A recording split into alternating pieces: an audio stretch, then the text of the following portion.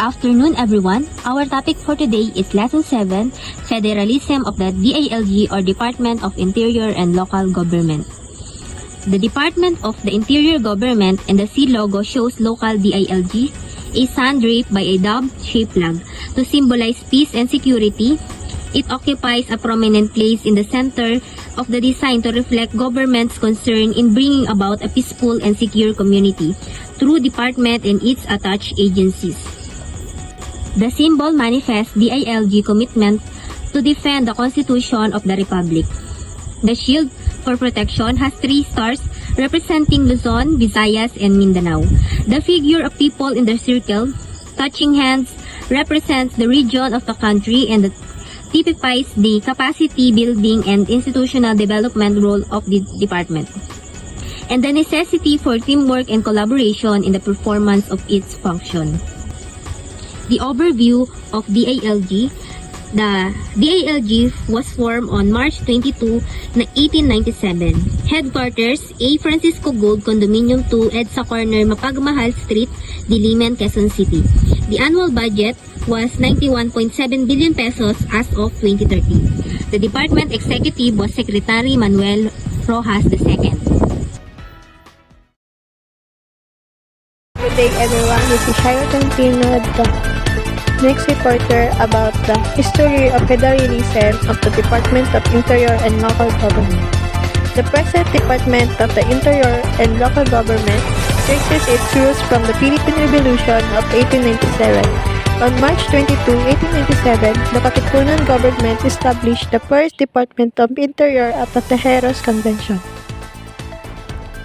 A revolutionary government was also established at that time, and the new government elected General Emilio Aguinaldo as president and Andres Bonifacio as director of Interior. Although Bonifacio did not assume the post, at the Naik Assembly held on April 17, 1897, President Aguinaldo appointed the General Pascual Alvarez as Secretary of the Interior. The Department of Interior was enshrined in the Bay Act Tabato Constitution, signed on November 1, 1897. Article 15 of the said Constitution defined the powers and functions of the department that included statistics, roads and bridges, agriculture, public information, and posts and public order. As the years of struggle for independence and self-government continued, the Interior Department became the premier office of the government, tasked with various functions ranging from supervision over local units, forest conservation, public instruction, control and supervision over the police,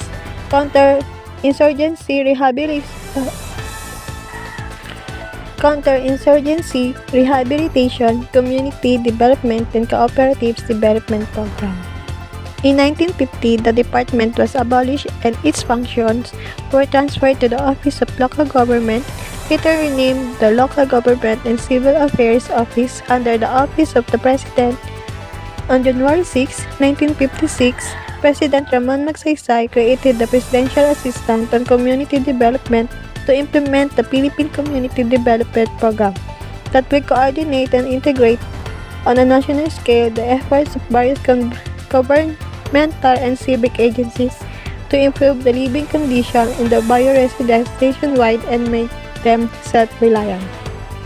In 1972, Presidential Decree No. 1 created the Department of Local Government and Community Development through Letter of Implementation No. 7 on November 1, 1972.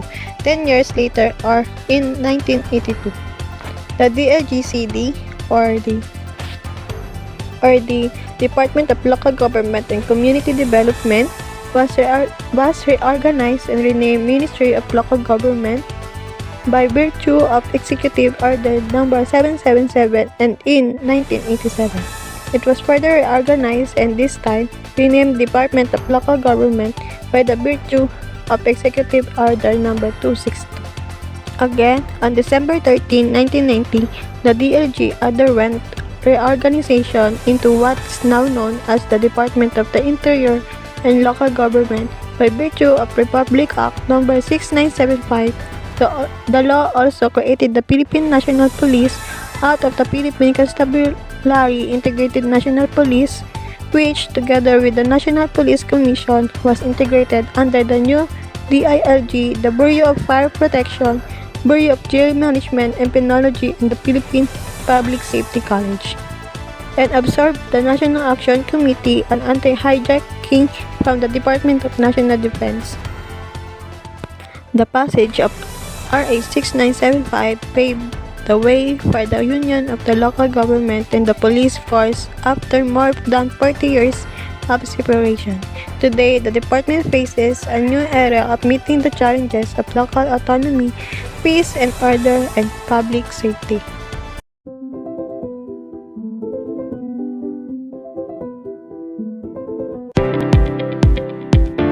Federalism of the Department of Interior and Local Government, Vision, Mission, Goals.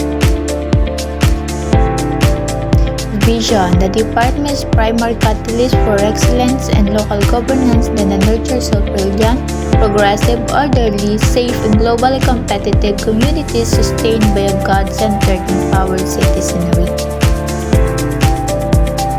Mission: the department shall promote peace and order, to ensure public safety, strengthen capability of local government units through active people participation and professionalized corps of civil servants. Goals: number 1 is for safe, development, in order to improve jail management and community services, sustain peace and order conditions, ensure public safety, reduce crime incidents and improve efficiency crime solution, improve jail management and community services, continue professionalism. Let's proceed to our discussion. Powers and function. Number 1.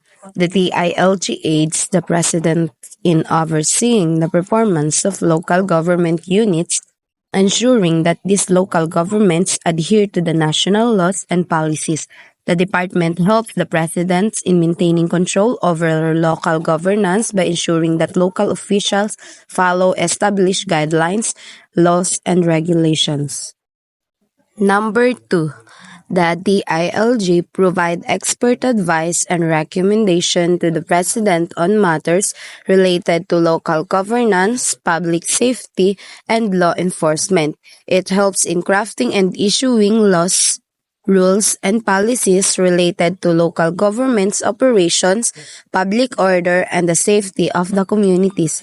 The DILG plays a critical role in ensuring that such policies are effective and aligning with the national goals. Number 3. Explain that the DILG is responsible for creating rules, guidelines, and regulation that implement laws concerning local governance, public safety, and local autonomy. Additionally, the department monitors whether local governments comply with these rules. This ensures that the local governments are properly executing their responsibilities in the line with the national standards, including ensuring the safety and well-being of the citizens.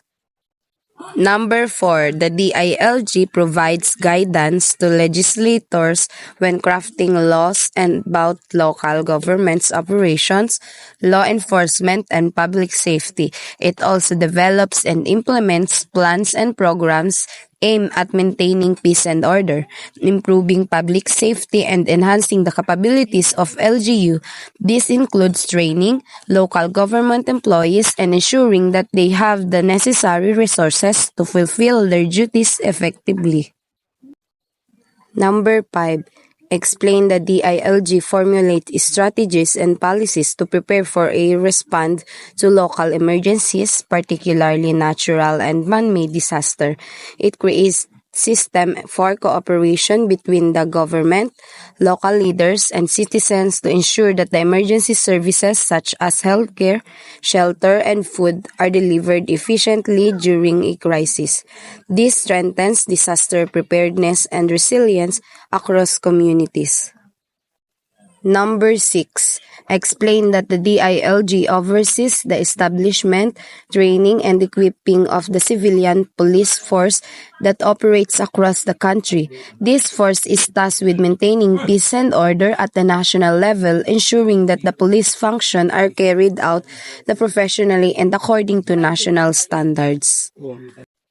The lesson that I learned in this topic is each of these powers and functions highlights the DILG's role in promoting good governance, law enforcement, local autonomy, and public safety, as well as its responsibility for coordinating with the local governments and national agencies to ensure effective governance and emergency response. Good afternoon everyone, and good afternoon sir. Key official as of 2013 to 2015. Marojas as Department of Secretary. Attorney Maria Perpetua Unico, Head of Executive Assistant.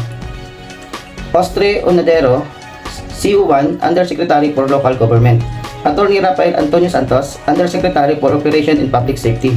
Francisco Fernandez, Undersecretary for Urban Poor, Informal Settler, Families and Other Special Concern. Orlando Acosta, CISO2, Assistant Secretary for Policies, Plans and Programs, or ASPP. Esther Aldana, CISO2, Assistant Secretary for Finance and Controllership and Assistant Secretary for Administration. Nariman Amboloto, Assistant Secretary for Muslim Affairs and Special Concern. Attached agencies: Local Government Authority, Philippine National Police, Bureau of Jail Management and Penology, Bureau of Fire Protection, Pambansang Komisyon ng Pulisya, Philippine Public Safety College, League of Provinces, League of Vice Governor of the Philippines, League of Municipalities of the Philippines, League of Cities of the Philippines, Liga ng mga Barangay sa Pilipinas, Philippine Councilor League. Thank you, and that's all.